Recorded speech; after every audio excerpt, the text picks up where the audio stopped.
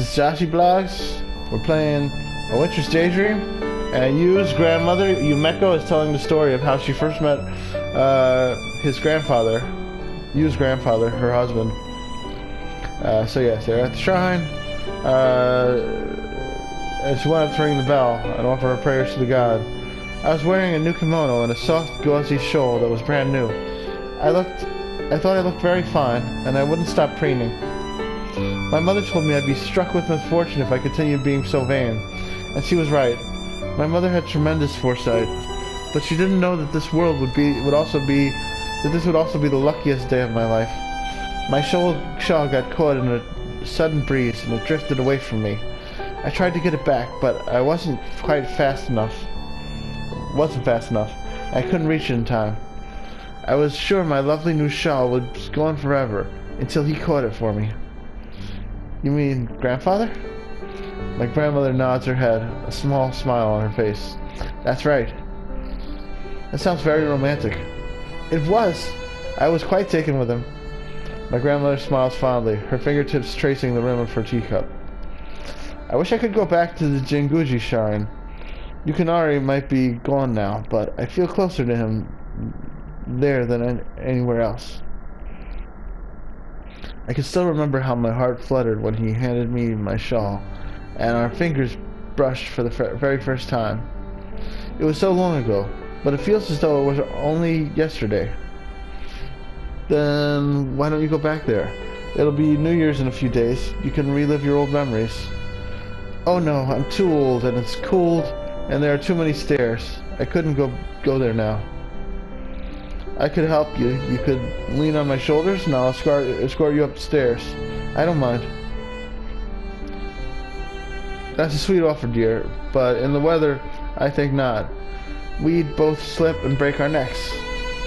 Well, maybe you have a point. The snow continues to fall outside the window. I think it's falling even faster and thicker now, if such a thing is possible. I hope nobody's wandering the mountains that surround this village, lost and alone. It seems like the ideal weather for a frostbitten, revenge-driven snow lady to search for new victims. In case you don't know, the snow ladies aren't real. That's a joke. Sort of a joke slash superstitious statement. And I don't know if I would want to visit Yukinari like this anyway, or at least I think it's a joke. But basically, it's an urban legend, so it's not. I don't know why I had to explain that. I mean, assuming you've been listening, you've been watching, then you wouldn't think it was real anyway. But I just felt the need to explain that. What do you mean? My grandmother looked down at herself, at her beige sweater, her demure skirt, and her weathered old hands lying upon her lap, and sighs. I'm not the bright-eyed, eager young girl I used to be. I've gotten older. And the shrines have gotten older too. It's fallen into disrepair, just like me. I don't think I could stand to go back and see it crumbling, all overrun with weeds. I think I would prefer to keep my memories inside here. My grandmother holds on one hand against her breast. Memories aren't like flowers. It's easier to nurture them in the dark. If I don't expect too much, I can't be disappointed. But that sounds so sad. Getting old is sad, dear. But it's something I've made peace with. It happens to the best of us and the worst, and everybody in between.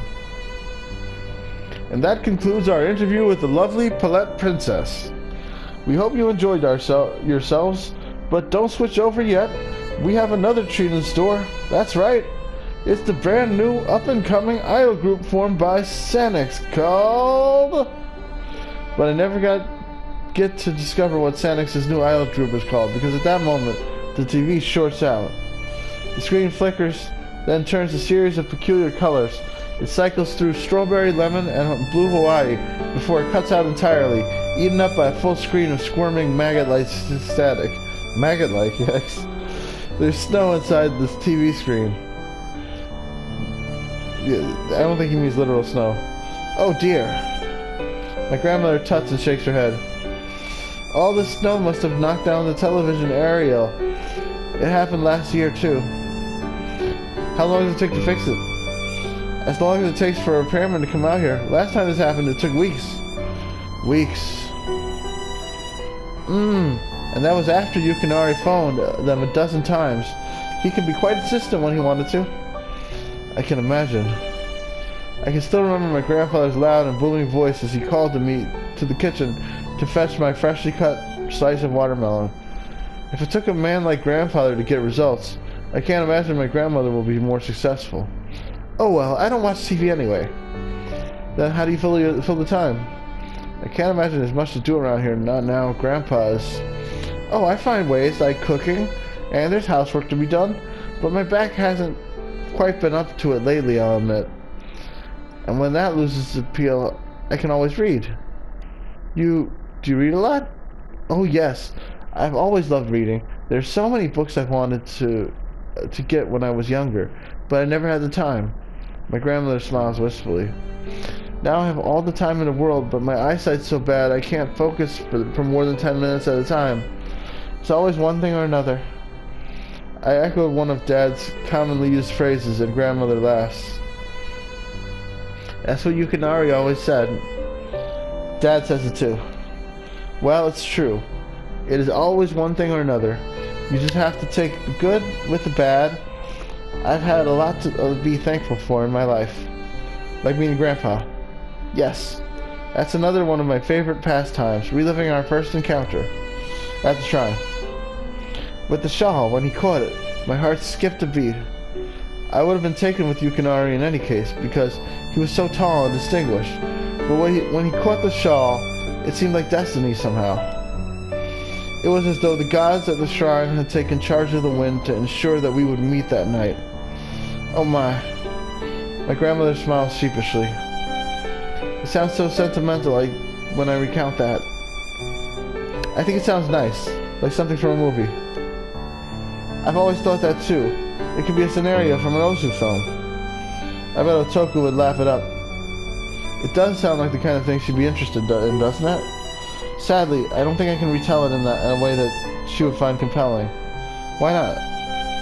There wouldn't be any flashy special effects.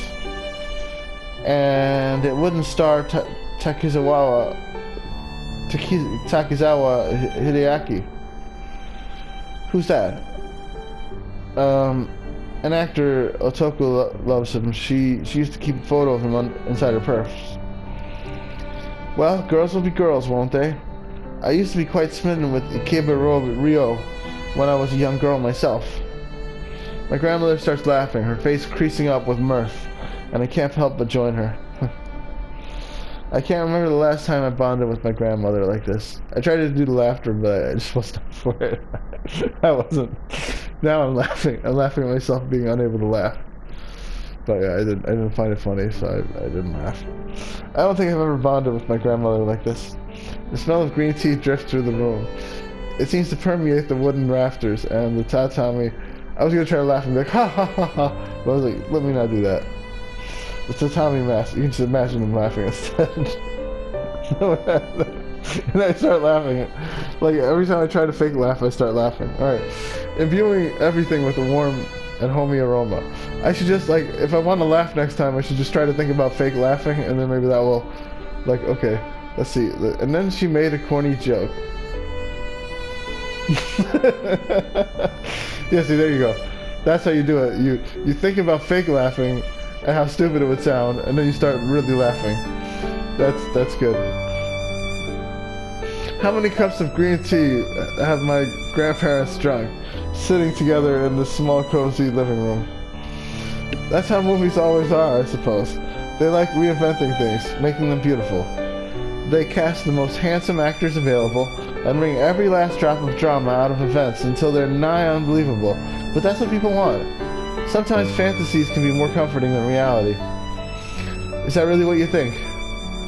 If there exists a fantasy where I could be a young girl again, I'd jump on it in an instant. If I could be a girl for one more day... My grandmother shakes her head, perhaps chiding herself for her foolishness, but then she pauses. She sits up a little straighter. Are you guys realizing where this is going at this point? And points out the window, almost knocking over her cup of green tea in the process. Oh, look, you! Is it a shooting star? What? Out the window! I turned my head obediently. Snow is still falling, thick and fast, obscuring much of the inky night sky. But between the pure white flakes, I can just about see it. A falling star, right?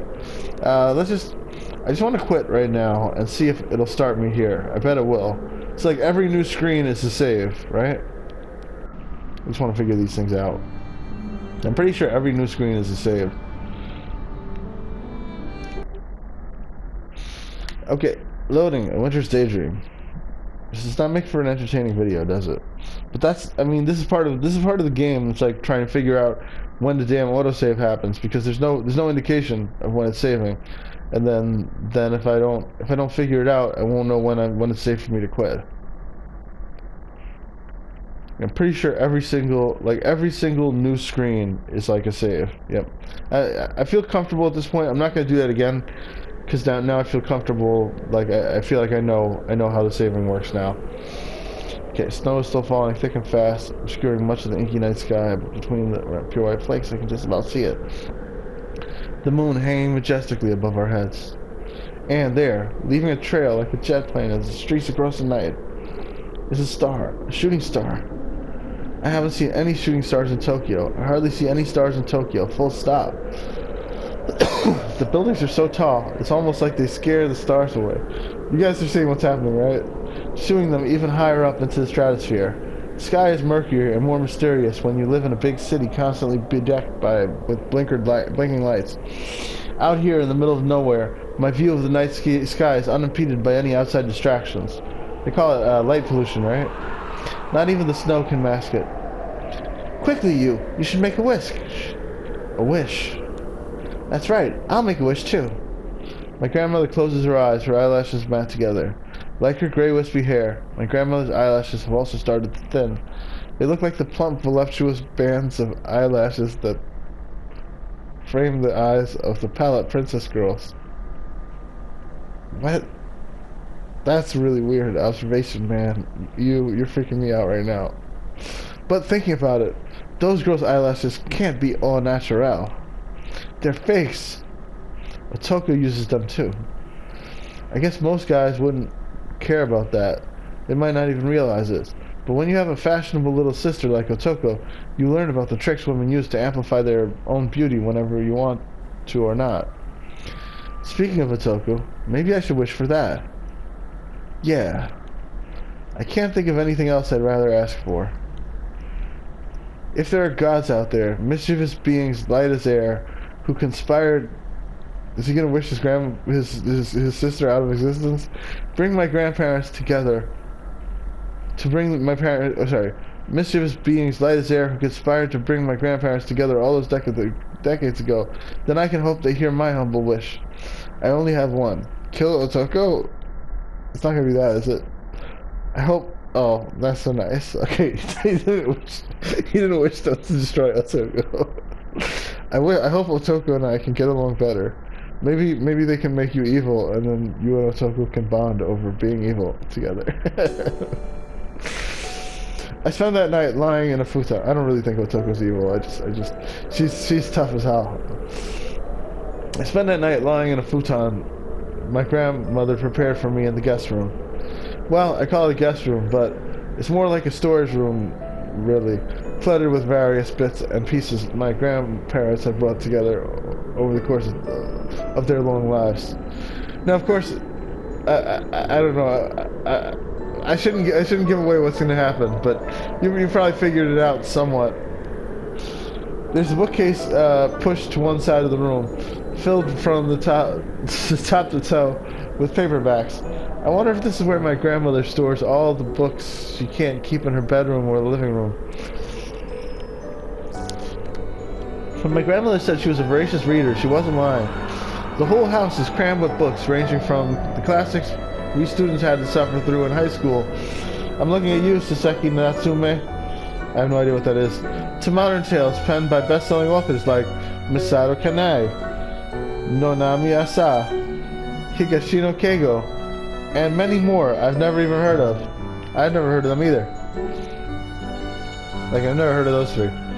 Some of the books are dog-eared and well-worn and well-loved, but most of them are brand new. They're pretty pristine. like the freshly fallen snow outside.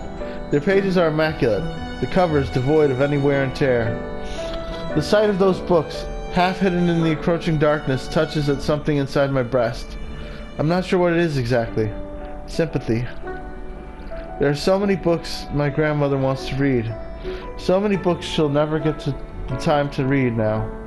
Near constant snowfall drums insistently against the window pane. The icy winds, sharp as razors, slide through the gaps in the walls and dance about the room, unseen and invincible, but undeniably there. The howling of the wind makes me think of ghosts or spirits. Snow women that roam the mountains, their faces white as milk, their eyelashes decorated with fallen snowflakes, like shining gemstones. I wonder, what mysterious force of nature was it that parted my grandmother from her shawl all those years ago and sent her running into the arms of my grandfather? Was it just a sudden gust of wind, or was there something more to it? I'm not a superstitious person. Unlike some of my fellow university students, I don't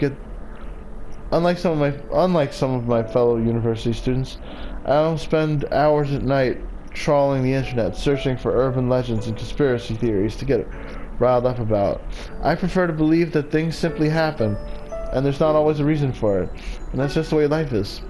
That's my typical stance on the issue, but when I'm in this old house, imbued with the scent of green tea served to hundreds, no thousands of ghostly impressions of my grandparents' past, when I'm surrounded by old books that have been well loved, and new books that may never have a chance to be loved, and the snow is falling softly from beyond my darkened window, I can almost bring myself to believe maybe it really was a spirit after all. It's easier to believe in magic and spirits and destiny when you're isolated in the countryside, miles and miles away from the noise and traffic and the high-rise buildings of Tokyo. I'm not sure why. Perhaps being alone with the starry sky naturally fuels our imaginations. It's harder to imagine when you're surrounded by too many people. Life swallows you up like a tidal wave. This game really puts me to sleep. I enjoy it, but it's a lot. Allowing no time for idle thoughts like this. I turn over in my futon restlessly, rocking up the thin covers. There's only... Ow. I just poked myself in the eye. I must be mad at myself for doing this to myself. There's only one pillow to rest my head on, and it's a sad, threadbare thing that smells faintly of mildew and old age. I can't help but imagine as I try and fail to get comfortable that the spirits are giggling at my misfortunes. The snow outside really is relentless. The wind continues to moan. The tatami mats creak. And, all the while, as I slowly fall into the land of dreams, I swear I can hear the faint sound of muffled laughter.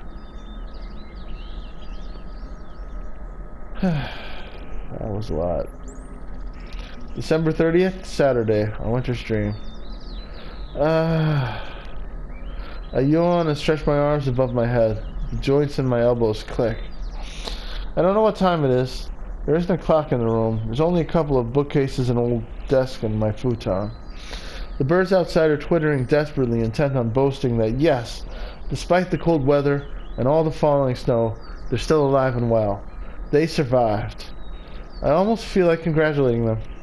Sunlight spills across the tatami mats, picking out individual motes of dust that swim in the air like goldfish. Maybe this is a dream. I don't feel fully awake yet. Oh, in case you're wondering, I know I said I was about to quit, but I think something interesting is about to finally happen, and I want to do that part. I want to jump into like the actual story of the game, because they wished upon the falling star, and I think we may have some surprises in store for us, or maybe some fairly obvious surprises. My head is killing me. I don't think I got enough sleep last night, but can you really blame me? Dozing off to prove to be a difficult task, given my ears were constantly assailed by the sound of snowfall, and the wind kept sneaking through the window panes to nibble my toes. I think I must have woken up 4 or 5 times in the night.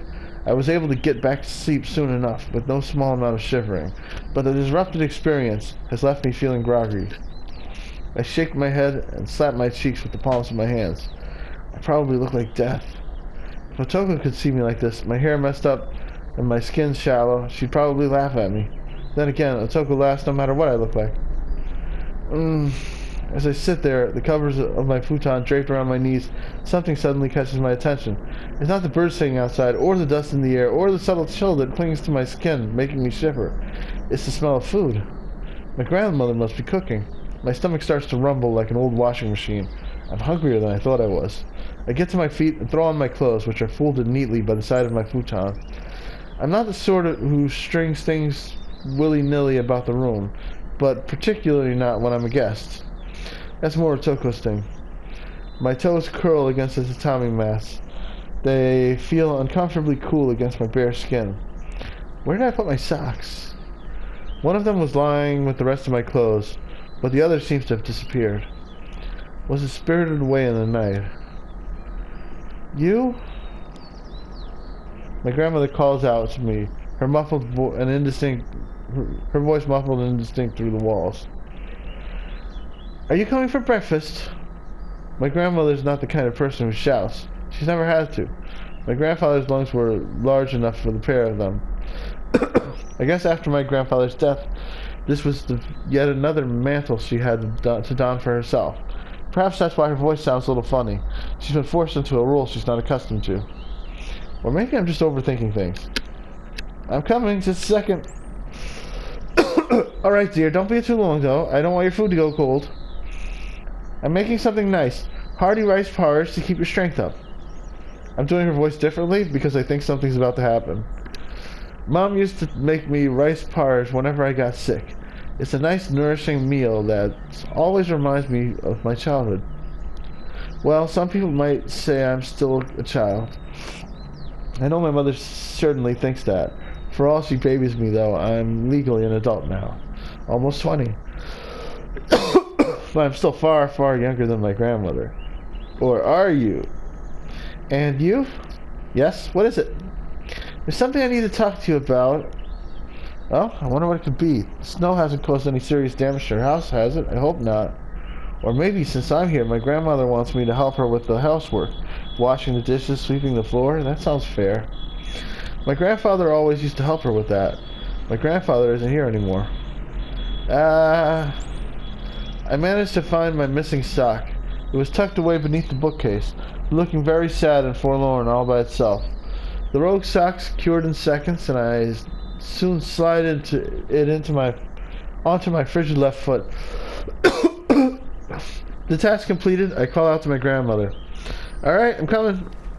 I exit the storage room and close the door behind me. My feet pad through the familiar living room, imbued with the homey scent of wood smoke and green tea.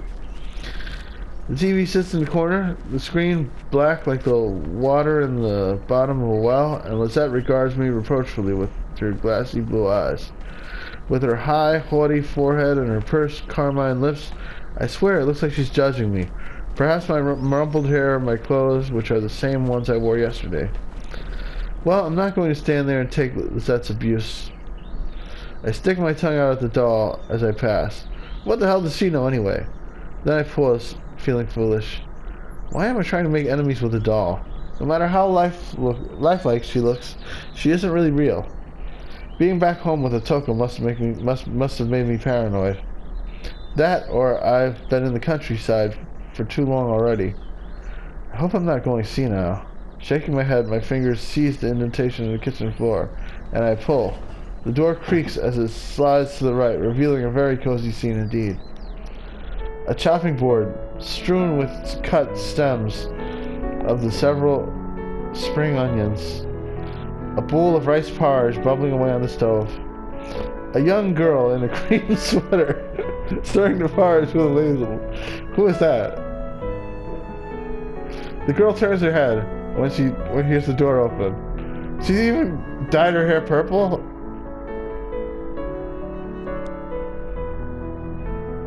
Her hair is dark and tied up in a ponytail. Maybe it's just the way the light is hitting her hair.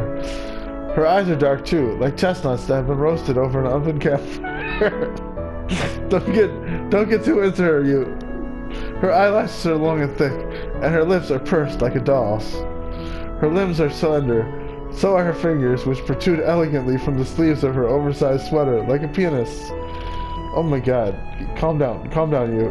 Her features remind me a little of Lizette's, but they're distinctly more Japanese and far less haughty. I'm not sure how old she is. A little younger than me, probably. Younger than Otoko, too. Or perhaps she just looks young because she isn't wearing any makeup. She's probably a teenager, 15 or 16, I'd guess. She's very pretty, but... What are you doing in my grandmother's house? Don't be silly, you. The girl offers me a sweet smile that looks disconcertingly familiar. I'm your grandmother. It's me, Umeko. Oh, right, of course. You're my grandmother, Umeko. I pause. Nice stare. Wait, what? So let me get this straight. I massage myself with little fingertips. I think I can feel a headache coming on. This is why I bought the game. I bought the game on this plotline of the grandma transforming into a teenage girl.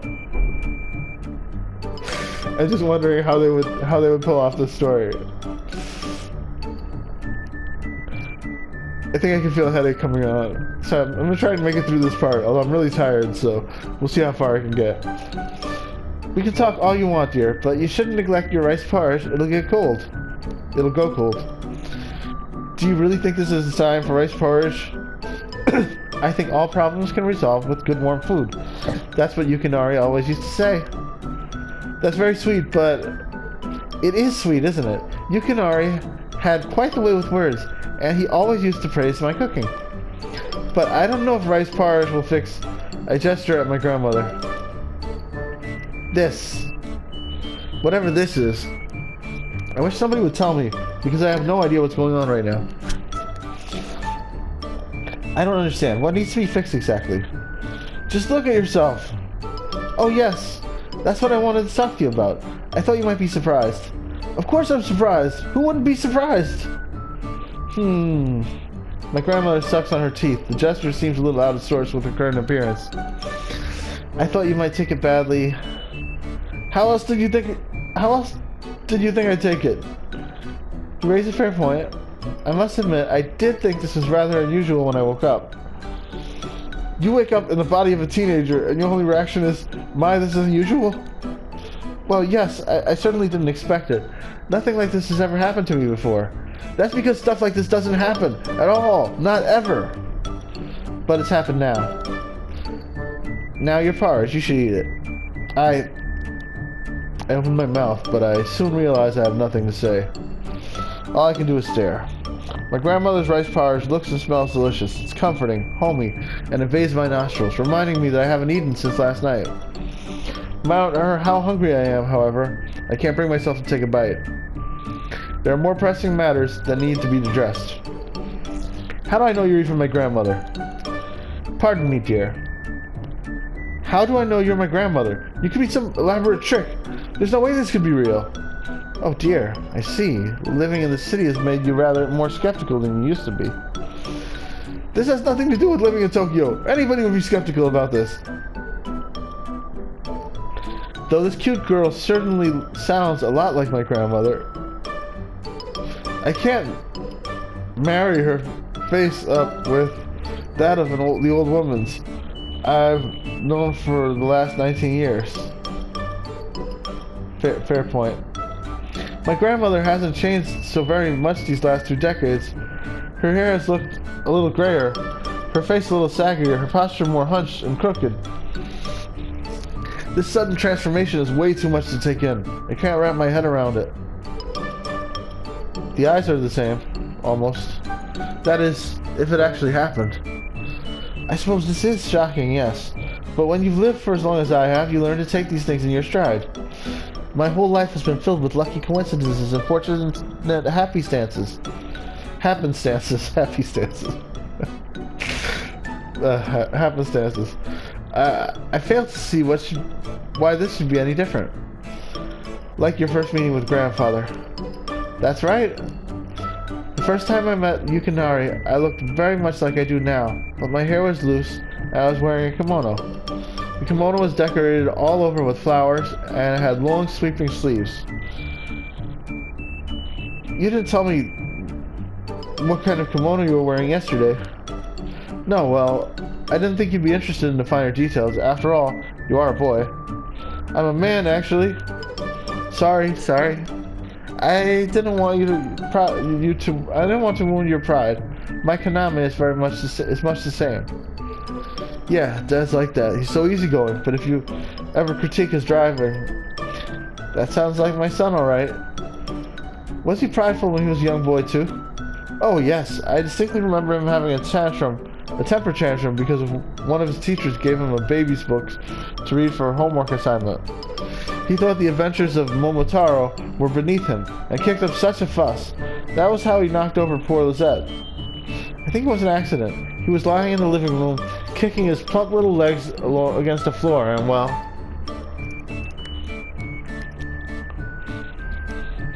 our Lizette didn't stand a chance. It's nice to know Dad's always been the same, I guess.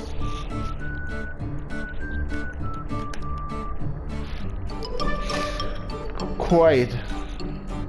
My grandmother giggles. Her chest rises and falls beneath the pure white of her soft, creamy sweater. Don't call her sweater soft and creamy right now. She always wears clothes like this, but the oversized sweater doesn't look quite right on her new body. It hangs loosely off her shoulders, and the thick fabric bunches around her arms. I think she looked fine. She doesn't look anything like the grandmother I used to know, but... Okay, fine. I have no choice. I believe you. Wonderful. I'm glad to hear that. This is a lot to take in, though. Don't push yourself, dear. Take your time. That's easy for you to say. You don't seem bothered by this at all. I glance around the kitchen, looking for...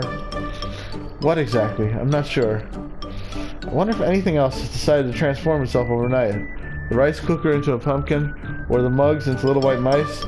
This morning has been so bizarre. I wouldn't be surprised. What's one more miracle compared to this? Everything else, however, looks just like how I remember it. It's nothing suspicious at all. My grandmother's kitchen is so banal and ordinary, it's almost disappointing. Even so, I wonder if anything else decided to transform itself overnight. Wait, the rice cooker into mugs, little white mice. What happened? It went back. I half expect to find a camera crew skulking beneath the table. This sounds like the premise of one of those stupid reality TV shows Otoko might watch. Some of the pranks they play on celebrities are especially cruel. I'm not a celebrity, though. There's no way any camera crew would come all the way out here to this teeny tiny village just to play a prank on me. I'm not nearly important enough. Now, how about that porridge of yours? You should try some before it goes cold. Alright. I feel exhausted. I think I need to replenish my energy. I lift my spoon and dip it into the porridge. It's still hot. Steam rises from the bowl in a perfect, almost picturesque manner, like something from a fairy story. Be careful, dear, it's hot. Don't worry, I know, I'm not a child. In fact, you look even younger than me right now. Oh, stop, you're flattering me. My grandmother waves one hand at me, but I think she's joking. That would explain her smile. It's nice she's able to make light of this situation. Is it because she's lived through so very much already? Or is she just unusual?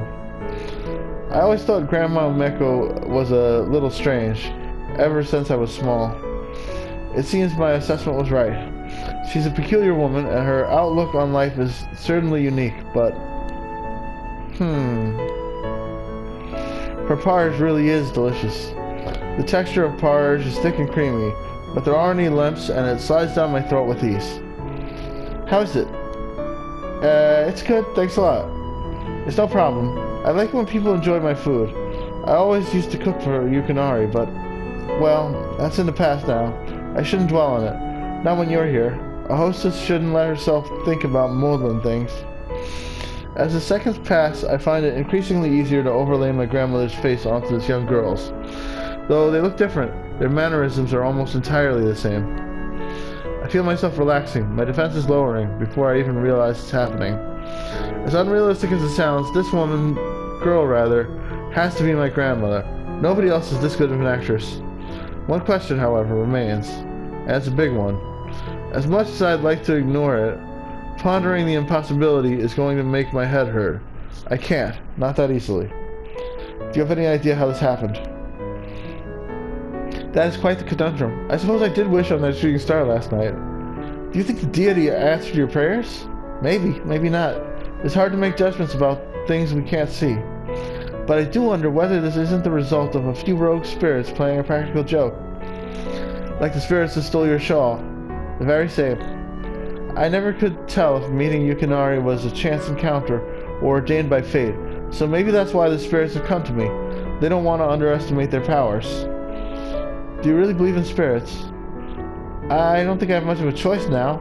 When there's no rational explanation for a series of events, you have to start examining the irrational ones, no matter how unlikely they may be. Yeah, I would say the spirits are real. You sound like a detective. Yeah, it's like a paraphrasing of the Sherlock Holmes, I think. I do have a fondness for mystery novels. I've managed to work my way through a lot of Edogawa Rampo stories in the last few years. There are still a lot more stories out there I want to read, but I don't know if I'll ever be able to find the sign. But you're so young now. Your whole life is ahead of you. I'm sure it's just a temporary thing, like Cinderella, you know? Her fairy godmother could only enchant her clothes and her carriage for a few hours. There's nothing to prove that this magic, if that is what it is, will wear off when the clock strikes 12. But my grandmother's words make sense. And people commonly shed their ages overnight, emerging young and beautiful, unblemished, it would fast become a media sensation. There would be cases up and down the nation of women like my grandmother who managed to miraculously turn back time. But there aren't. I've never heard of anything like this before in my life. Could that be because these enchantments never last very long?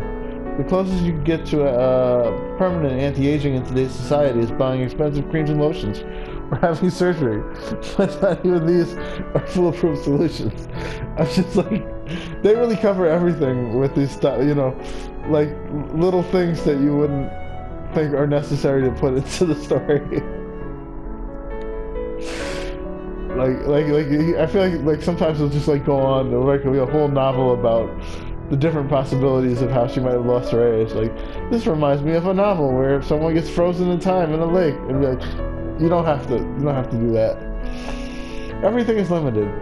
The moment people are born, their ultimate fates are mapped out for them. No matter what twists or turns their path might take. I'm failing to read this well. Their lives take twists and turns. We all end up in the same place at the end. Science can't stop the march of time, and neither can spirits. Our ends are inevitable, but when the spell wears away, what will you do? Won't you miss being young? Perhaps, but there's no use being upset about things we can't change. Even if I had the choice, I wouldn't want to be permanently lose 60 years from my old life. I miss Yukinari enough as it is without waiting another 70 years to join him. Ah, I see. I'm sorry if I was being tactless. You don't need to apologize, dear. I'm just giving you my opinion. This is all beyond my control. I wouldn't do too much. It wouldn't do to worry too much. Though I must admit, it was rather nice to wake up this morning without any lower back pains. How do you feel? Wonderful. I'm like a whole new woman. Is there anything you want to do? There are a lot of things I want to do, dear. I want to read all of the books I own with my brand new eyes, and I want to go for long walks in the countryside without getting tired, and I want men to fuss over me like they did when I was a pretty young thing. But more than anything else, I want to see him again. Who? It may not be possible, but I would like to visit my husband again. The spirits have already blessed me once, though it might be selfish to ask for more. I wish they could do it again, just once. Then I'll never ask for anything else, for as long as I'm still alive. Hey there, you! I haven't seen you in a while. Oh, I'm on a bus ride now. I think it's time to stop. I kind of want to go further, but I'm just too tired right now. I'm sure I'll come back to this shortly. We're talking to Mr. Nakamura on the bus. Hi, Mr. Nakamura. Alright, I think we can just stop here. So, that's all, folks. Next time we'll take more of this bus ride. I bowed my head politely at the cheerful, perhaps overly cheerful bus driver who's addressing me. I wouldn't say I'm well acquainted with Mr. Nakamura, but I know him in passing. He's the sole driver of the number 12 bus that travels between my town and my grandmother's village. He's also the father of one of Otoko's friends, a girl with blonde hair dyed and deadly fingernails called Emiri. Emiri certainly doesn't take after her father. She's trim and slender, a member of the school athletics team, while her father has a portly belly and round cheeks that look perpetually flushed. Alright? It's a lot of detail about marrying her father. Not that I blame him, really. It is incredibly cold outside. What?